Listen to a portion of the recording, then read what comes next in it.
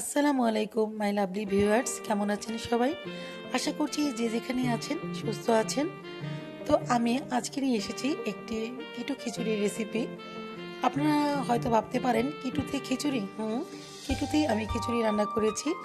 আর কিটু ডায়েটে যেহেতু চাল ডাল খাওয়া যাবে না, তাই আমি চাল ডাল ছাড়াই কিন্তু আজকের এই কিটু খিচুড়িটি রান্না করেছি। এটি কিন্তু খেতে অনেক সুস্বাদু হয়। আপনারা একবার ট্রাই করে দেখবেন যে আসলে কিটু খিচুড়ি খেতে খুবই মজাদার।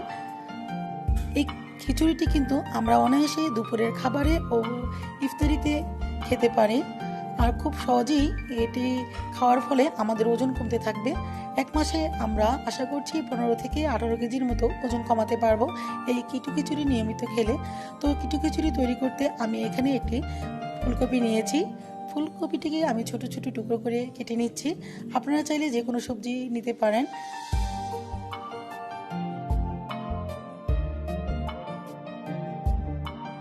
যেহেতু আমি দুজনের জন্য কিটু খিচুড়ি রান্না করছি, তাই আমি এখানে ছোট একটি ফুলকপির পুরোটাই নিয়ে নিয়েছি।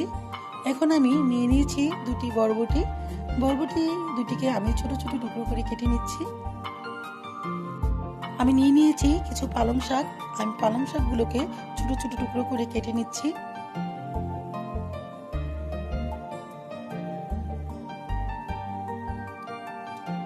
নিয়ে নিয়েছি একটি টমেটো। টমেটোকে আমি ছোট ছোট টুকরো করে কেটে নিচ্ছি।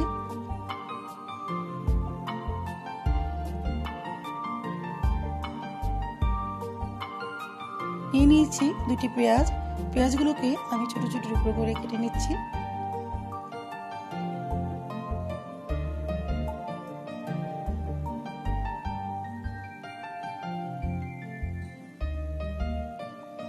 নিয়ে নিয়েছি 2-3টে কাঁচামরিচ।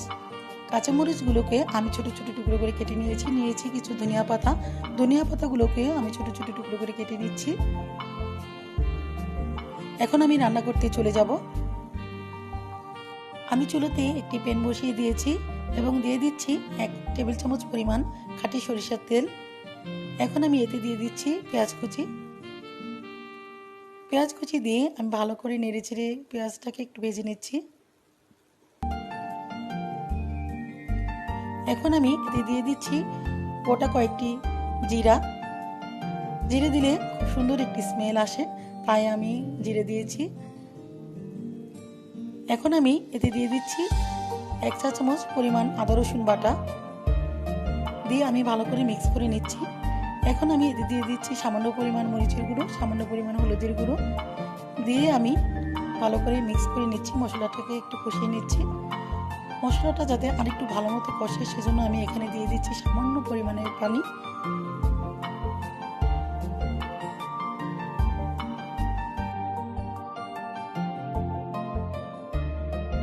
এখন আমি এতে অ্যাড করে দিয়েছি স্বাদমতো লবণ। লবণ দিয়ে আমি মশলাটাকে ভালো করে কষিয়ে এখানে দিয়ে দিলাম ফুলকপিগুলো। ফুলকপিগুলো নেড়ে চেড়ে আমি কষাতে দিয়ে দেব।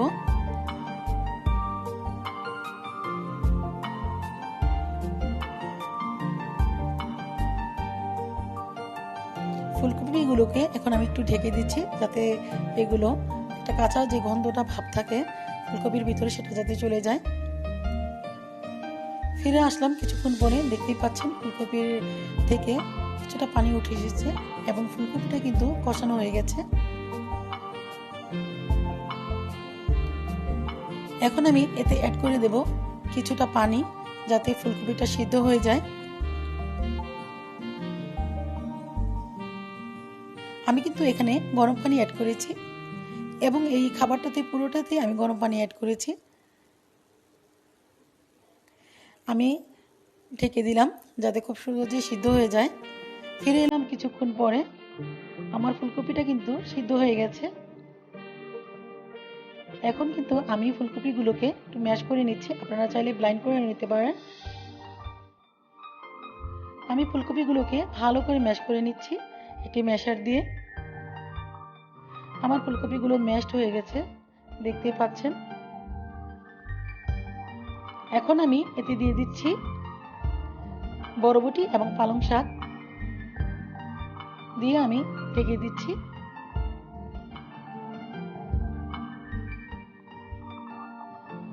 ফিরে এলাম কিছুক্ষণ পরে।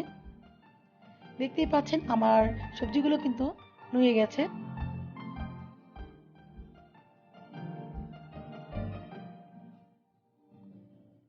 এখন আমি সবজিটাকে ভালো করে মিক্স করে নিচ্ছি। এরপর আমি এতে দিয়ে দেব 4 কাপ পরিমাণ গরম পানি।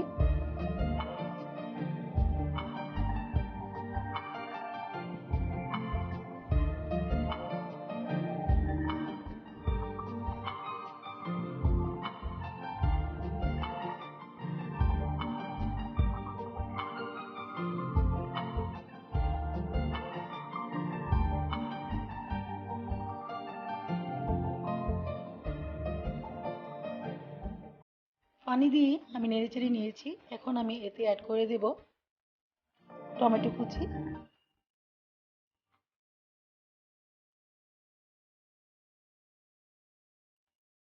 যেহেতু আমি পাতলা খিচুড়ি করছি তাই কিন্তু আমি পানির পরিমাণটা একটু বেশি দিয়েছি। আমি টমেটো দিয়ে দিয়েছি। টমেটো দিয়ে আমি ভালো করে আরেকটু নেড়েচেড়ে নিচ্ছি। এখন আমি এতে অ্যাড করে দেব কিছু কাঁচামরিচ, যেগুলো আমি কেটে রেখেছিলাম।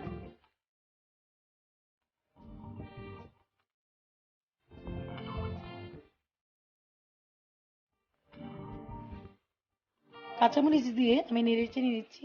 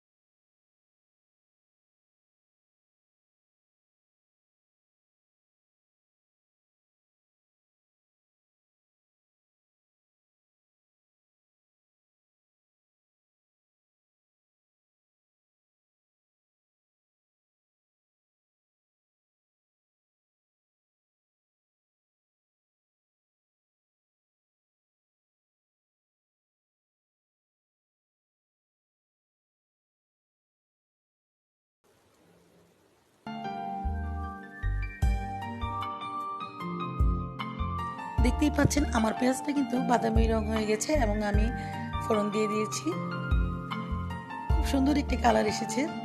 আমি এখন এতে দিয়ে দিয়েছি কিছু ধনিয়া পাতা কুচি। ধনিয়া পাতা কুচি দিয়ে আমি খিচুড়িটা ভালো করে মিক্স করে নিচ্ছি। তো তৈরি হয়ে গেল আমার খুবই মজাদার কিটু খিচুড়ি।